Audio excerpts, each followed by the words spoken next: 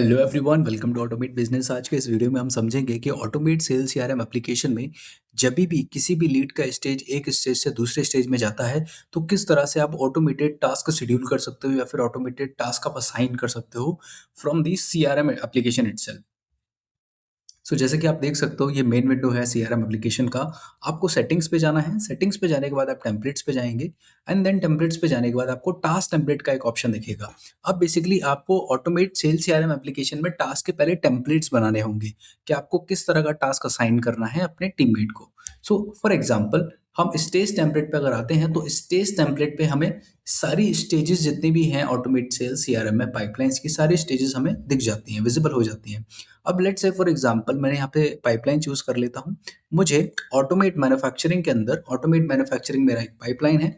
Automate manufacturing pipeline के अंदर ये मेरी जितनी भी स्टेजेस हैं वो सारी स्टेजेस मुझे विजिबल है।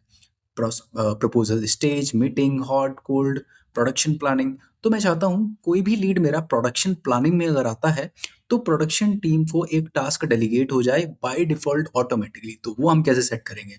सो उसके लिए यहाँ पे आपको एक ऑप्शन दिखेगा, असाइन टास्क, प्लस का बटन है, इस पर आप क्लिक करेंगे, असाइन टास्क। अब मुझे प्रोडक्शन प्लानिंग का एक पहले टास्क टेम्पलेट बनाना होगा। Yes, correct. प्रोडक्शन प्लानिंग का आप पहले टास्क टेम्पलेट बनाओगे सीआरएम एप्लीकेशन के अंदर ही, फिर उसके बाद उस टास्क को आप डेलीगेट करोगे, यहाँ से सेट करोगे। सो वो कैसे बनाना है? हमें टास्क टेम्पलेट पे जाएंगे, हम ऐड न्यू पे क्लिक करेंगे और यहाँ पे हम सिंपली प्रोडक्शन प्लानिंग का एक टेम्पलेट बना लेंगे। Production planning, kindly planning for production planning, या फिर जो भी आपको यहाँ पे डिटेल्स मेंशन करनी है क्लाइंट्स की, वो भी डिटेल्स आप मेंशन कर सकते हो। Kindly do the production planning for the customer below. अब यहाँ पे आप कस्टमर्स की डिटेल्स भी मेंशन कर सकते हो। लेट्स से अगर आपको फर्स्ट नेम मेंशन करना है कस्टमर का, यहाँ पे आप फर्स्ट नेम मेंशन कर दो एंड देन उसका कॉन्टैक्ट नंबर मेंशन करना है या फिर लास्ट नेम मेंशन करना है तो लेफ्ट साइड में, राइट साइड में आपको कस्टम कॉन्टैक्ट के स्टैंडर्ड फील्ड दिख जाएंगे। तो उन फील्ड्स को सिंपली कॉपी पेस्ट करने के लिए सिंपली आप उस फील्ड पे क्लिक करोगे, वो फील्ड आपका कॉपी हो जाएगा एंड देन सिंपली डिस्क्रिप्शन वाले कॉलम पे क्लिक करके सिंपली उसको आप पेस्ट कर दोगे, दैट्स इट। अदर फील्ड्स आपको मैप करना है तो यहाँ पे अदर फील्ड्स भी आप मैप कर सकते हो।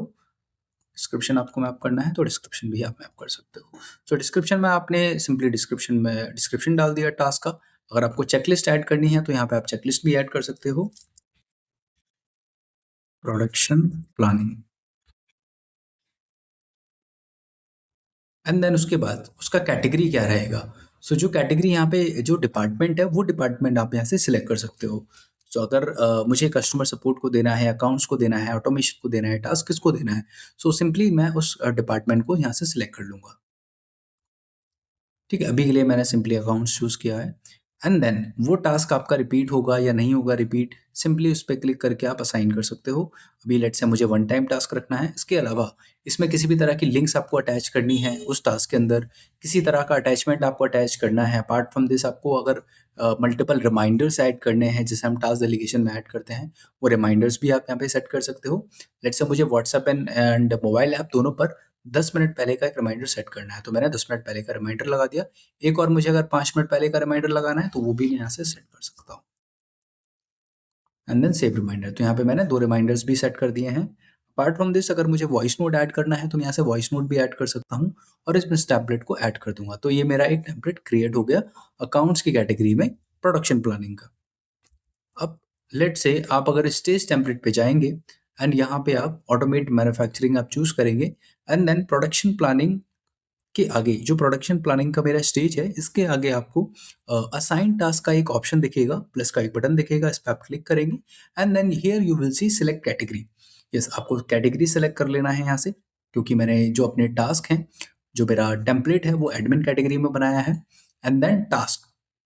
सो अभी एक बार चेक कर लेते हैं। Let's say category, I think it is in the admin category, so we will just select, check again. Task template पे हम गए, सो अकाउंट्स में बनाया है, सॉरी। सो उसको हमने अकाउंट्स में बनाया हुआ है।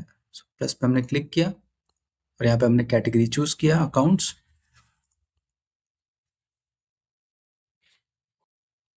अकाउंट्स उसके बाद टेम्पलेट। तो टेम्पलेट यहाँ पे प्रोडक्शन प्लानिंग का हम टेम्पलेट सेलेक्ट कर लेंगे। उसके बाद ये टास्क असाइन किसको करना है।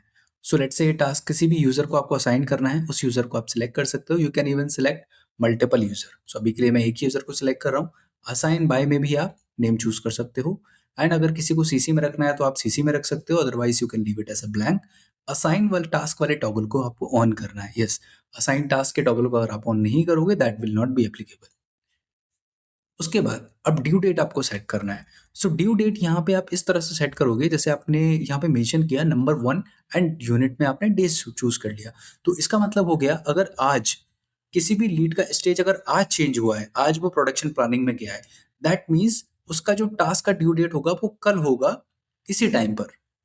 सो यहाँ पे जो भी आप लाइक नंबर डालोगे उसके अकॉर्डिंग 1 डे 2 डे 3 डे का ओवरड्यू लगता रहेगा, ड्यू डेट लगता रहेगा।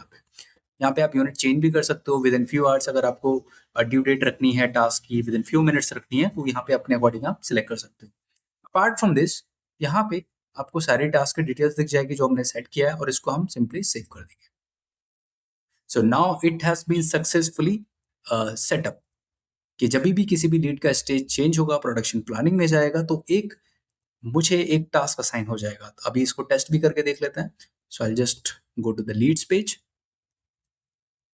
And I will just open the manufacturing pipeline. So ये मेरा मैन्युफैक्चरिंग पाइपलाइन है। अब किसी भी लीड को मैं प्रोडक्शन प्लानिंग में मूव करके देखता हूँ। So let's say for example इस लीड को मैं मूव करता हूँ प्रोडक्शन प्लानिंग में। So I move this lead to the production planning और जैसे ही मैंने मूव किया तो मुझे एक टास्क डेलीगेट होना चाहिए। Yes right. सो यहाँ पे मैंने लीड का स्टेज चेंज कर दिया है। सो अभी हम टेस्ट करते हैं, एक बार इसको देखते हैं कि एक टास्क असाइन हुआ है या नहीं हुआ है मुझे।